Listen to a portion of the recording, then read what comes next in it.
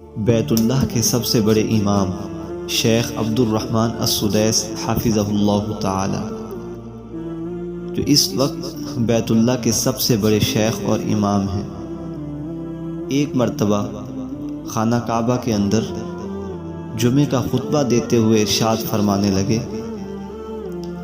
فرمایا کہ ایک چھوٹا بچہ گھر کے اندر بہت زیادہ شرارتیں کرنے والا تھا۔ ایک مرتبہ ان کے گھر ان کی والدہ کے کوئی رشتہ دار آئے، والدہ نے ان کے لیے کھانا بنایا۔ جب کھانا تیار ہو گیا تو والدہ نے تمام رشتہ داروں کو بٹھایا، دسترخوان لگا دیا، سارے برتن دسترخوان کے اوپر لگا دیے۔ جب والدہ باورچی خانے کے اندر سالن اٹھانے کے لیے گئی تو اچانک حیران رہ گئے، دیکھا کہ جو سالن کا برتن ہے اس کے اندر کسی نے مٹی ملا دی۔ تو والدہ سمجھ گئی کہ یہ کام میرے اپنے ہی چھوٹے بچے کا ہے۔ والدہ کو بہت غصہ آیا کہ مہمان کافی دیر سے بھوکے ہیں، ان کو کھانے کی طلب ہے، سامان برتن سارا ان کے سامنے رکھا جا چکا ہے،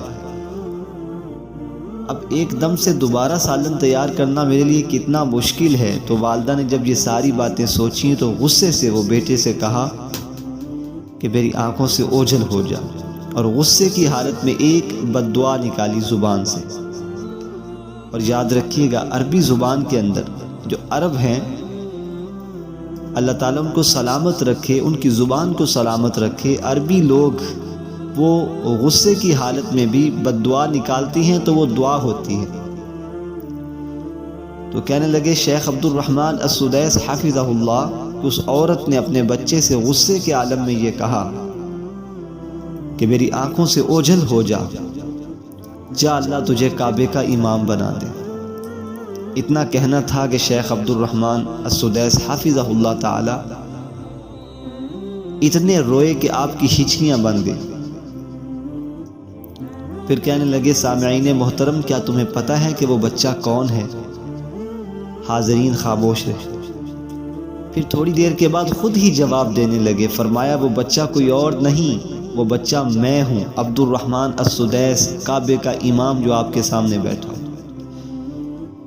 کہا دیکھو آج جو کعبہ کا امام ہے، یہ والدہ کی بد دعا نے مجھے کعبے کا امام بنا دیا۔